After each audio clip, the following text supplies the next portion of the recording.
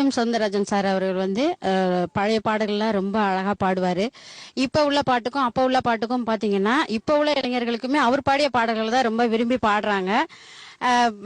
கிராமத்துலயும் சரி சிட்டிலையும் சரி நிறைய வந்து டிஎம் சார் பாடல்கள் தான் விரும்பி பாடுறாங்க.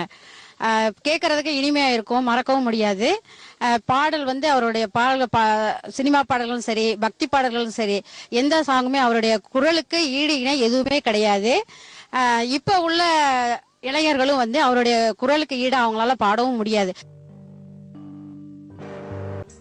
டிஎம்எஸ் அவருடைய வாழ்க்கை வரலாறும் அவருடைய பாடல்களையும் இந்த இளம் தலைமுறை மக்களுக்கு குழந்தைகளுக்கு எடுத்துச் சொல்வதற்கு பொதிகை தொலைக்காட்சி நிலையம் ஒரு உறுதுணையாக இருக்கிறது. அவருடைய புகழ் வந்து அகில உலகமும் இருந்திருக்கிறது. முக்கியமாக தமிழ்நாட்டிலே டிஎம்எஸ்ஸின் குரல் ஒலிக்காத இடம் கிடையாது. அநேக இடங்களிலே டிஎம்எஸ் உடைய ஒரு புகழ் பரவி இருக்கிறது. இந்த டிஎம்எஸ் டைம்ஸ் நிகழ்ச்சி மேலும் மேலும் வளர்ந்து நல்ல அருமையான முறையிலே மக்களுக்கு எடுத்துக் கொண்டிருப்பதற்கு என்னுடைய வாழ்த்துக்களையும் பாராட்டுகளையும் தெரிவித்துக் கொள்கிறேன்.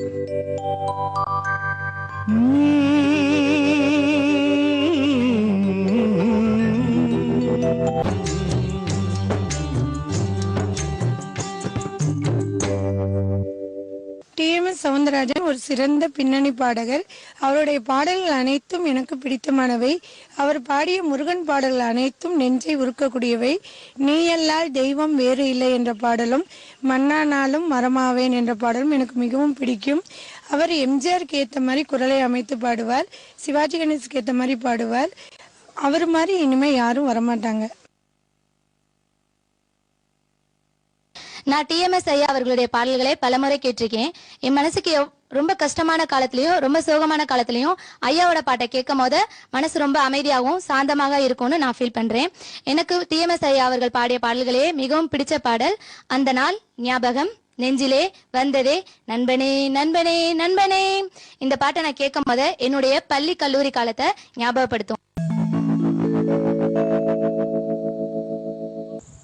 நான் வந்து ஐயா டிஎம்எஸ் அவருடைய குரல் வளர்த்ததுனால ரொம்ப மயங்கி போய் ஒவ்வொரு கச்சேரிக்கும் அரச மரத்தில் 10 நாள் கச்சேரி பண்ணுவாங்க மதுரையில்.